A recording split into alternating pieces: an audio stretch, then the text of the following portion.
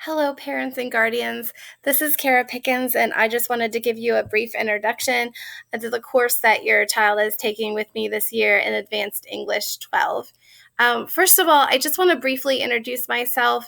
I am a Kara Pickens, and I have been teaching for 8-ish years at this point. I've taught everything from remediation, ninth grade, to advanced placement and dual credit courses.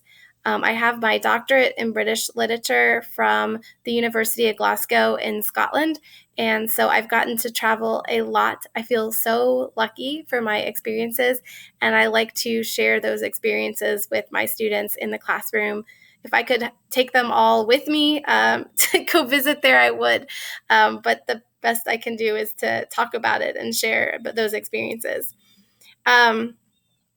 And this is my second year teaching these students and second year teaching at Springs Valley. And I am so excited to have your child in my classroom for a second year.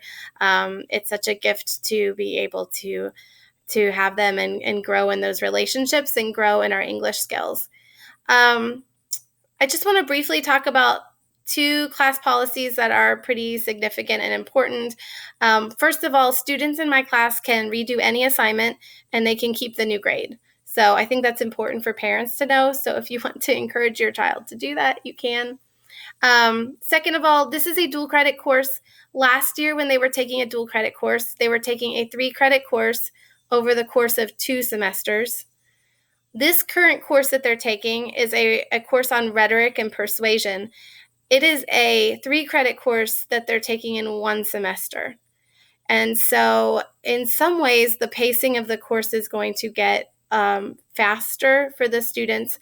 I do think for this group of students, though, because it's building on things that we worked on last year, that it should come, I wouldn't say easier, but it should be more manageable for them. And I think they've grown a lot in their confidence in their English skills, too, as we've gone.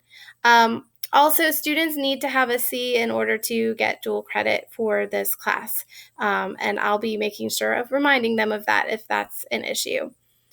And our theme for this class is called Back to the Future. So they'll be looking at various kind of visions of the future, and they'll also be looking at some dystopian novels that kind of imagine futuristic societies, and they'll be comparing those futuristic societies to issues that are going on today and arguing about which work reflects our current day more.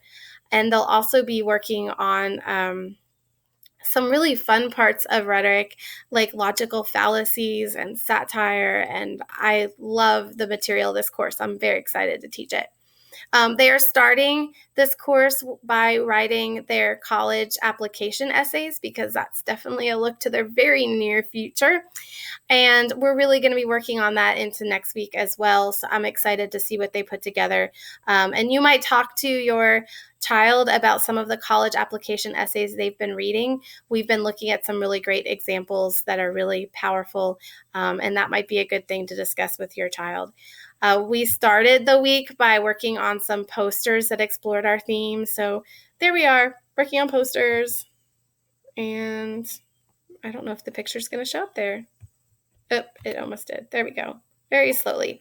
And there's some students working some more on the poster. That should be, there we go. I don't know what it's doing. There they are. That was really fun. That's what we did on the first day of school, was to make these posters. And this group of kids is so awesome. I had to go down and help hand out computers during part of the class period, and they just worked all period, and then they put their stuff away, and they were just incredibly mature and self-sufficient. So they're awesome. I love them. And if you need to keep in touch with me for any reason, feel free to text me using the Remind app. If you want to follow me on Twitter or Instagram because you like pictures of what we're doing in my classroom, feel free to follow.